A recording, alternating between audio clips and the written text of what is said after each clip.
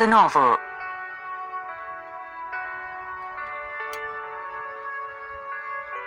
In this chapter, we will study the history of the novel, a history that is closely connected to the making of modern ways of thinking.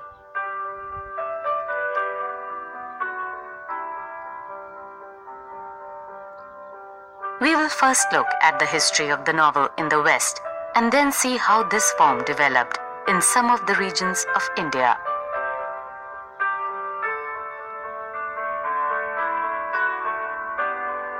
The novel first took firm roots in England and France.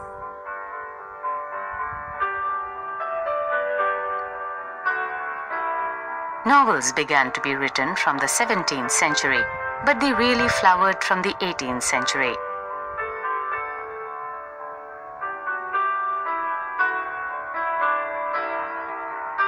New groups of lower middle class people, such as shopkeepers and clerks, along with the traditional aristocratic and gentlemanly classes in England and France,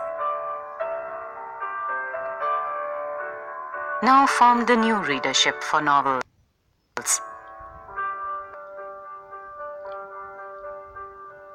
As readership grew and the market for books expanded, the earnings of authors increased.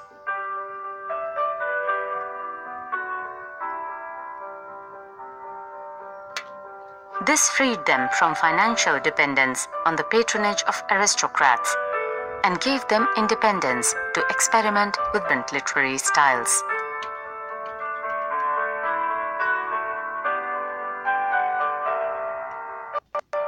Henry Fielding, a novelist of the early 18th century,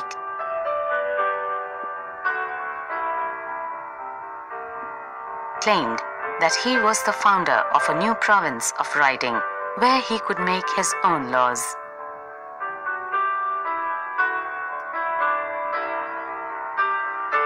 The novel allowed flexibility in the form of writing. The publishing market.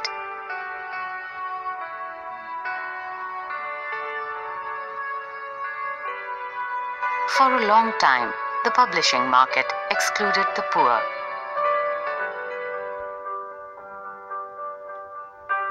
Initially, novels did not come cheap.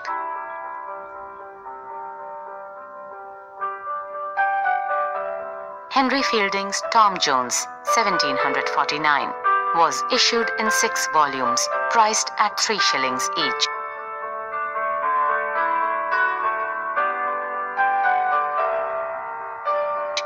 Which was more than what a laborer earned in a week.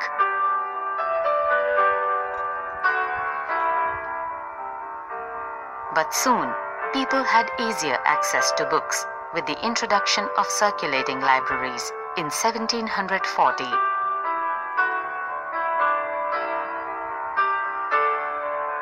Technological improvements in printing brought down the prices of books,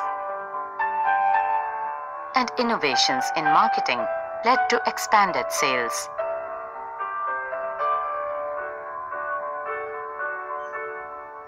In France, publishers found that they could make super profits by hiring out novels by the hour.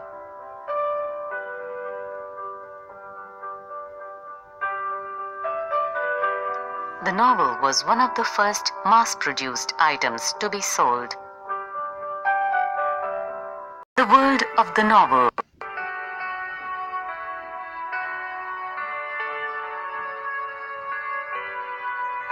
More than other forms of writing which came before, novels are about ordinary people.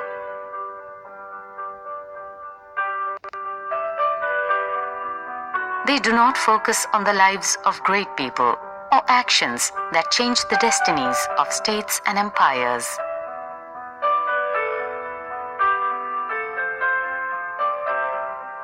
Instead, they are about the everyday life of common people. For example, author Charles Dickens wrote about the terrible effects of industrialization on people's lives and characters.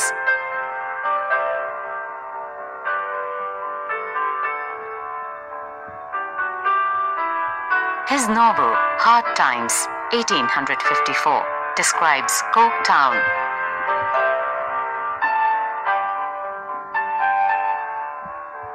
a fictitious industrial town, as a grim place full of machinery, smoking chimneys, rivers polluted purple, and buildings that all look the same.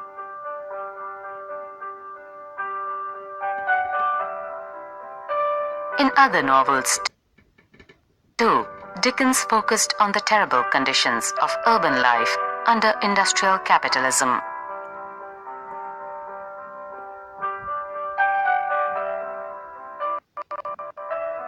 His Oliver Twist, 1838, is the tale of a poor orphan who lived in a world of petty criminals and beggars.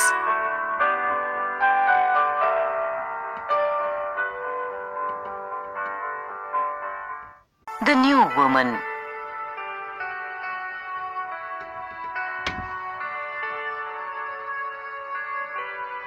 The most exciting element of the novel was the involvement of women.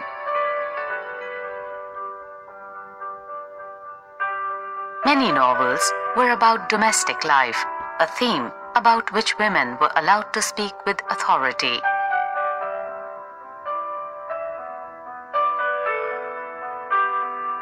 They drew upon their experience, wrote about family life, and earned public recognition.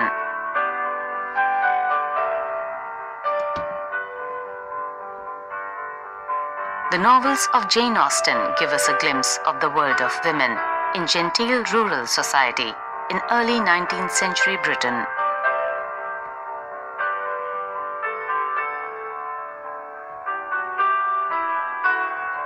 But women novelists did not simply popularize the domestic role of women.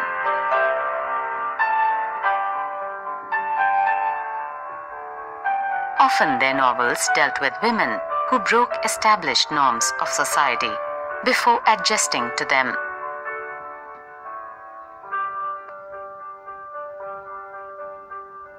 For example, in Charlotte Bronte's Jane Eyre, published in 1847,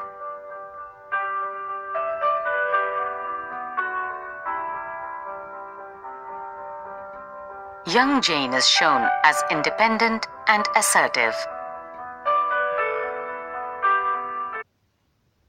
The novel comes to India. Stories in prose were not new to India. Banabhatta's Kadambari, written in Sanskrit in the 7th century, is an early example. The Panchatantra is another. There was also a long tradition of prose tales of adventure and heroism in Persian and Urdu known as Dastan. However, these works were not novels as we know them today. The modern novel form developed in India in the 19th century, as Indians became familiar with the Western novel. The development of the vernaculars, print, and a reading public helped in this process. Some of the earliest Indian novels were written in Bengali and Marathi. The earliest novel in Marathi was Baba Padmanji's Yamuna Paryatan in 1857, which used a simple style of storytelling to speak about the plight of widows.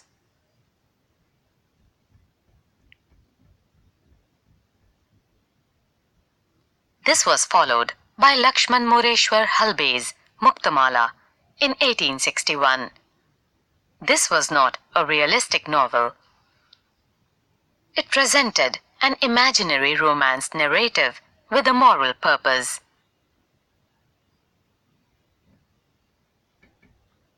The leading novelists of the 19th century wrote for a cause. Colonial rulers regarded the contemporary culture of India as inferior. On the other hand, the Indian novelists wrote to develop a modern literature of the country that could produce a sense of national belonging and cultural equality with their colonial masters.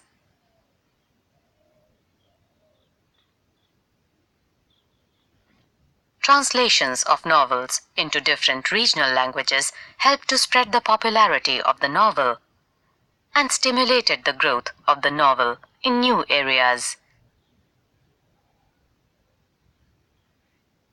The novel in South India.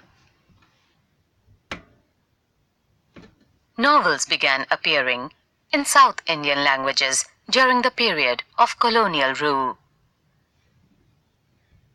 Quite a few early novels came out of attempts to translate the English novels into Indian languages. For example, O. Chandu Menon, a sub-judge from Malabar, tried to translate an English novel called Henrietta Temple, written by Benjamin Disraeli, into Malayalam.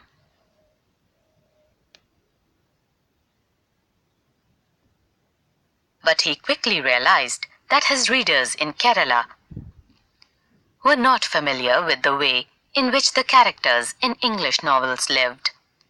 Their clothes, ways of speaking, and manners were unknown to them. They would find a direct translation of an English novel dreadfully boring. So he gave up this idea and wrote instead a story in Malayalam in the manner of English novel books.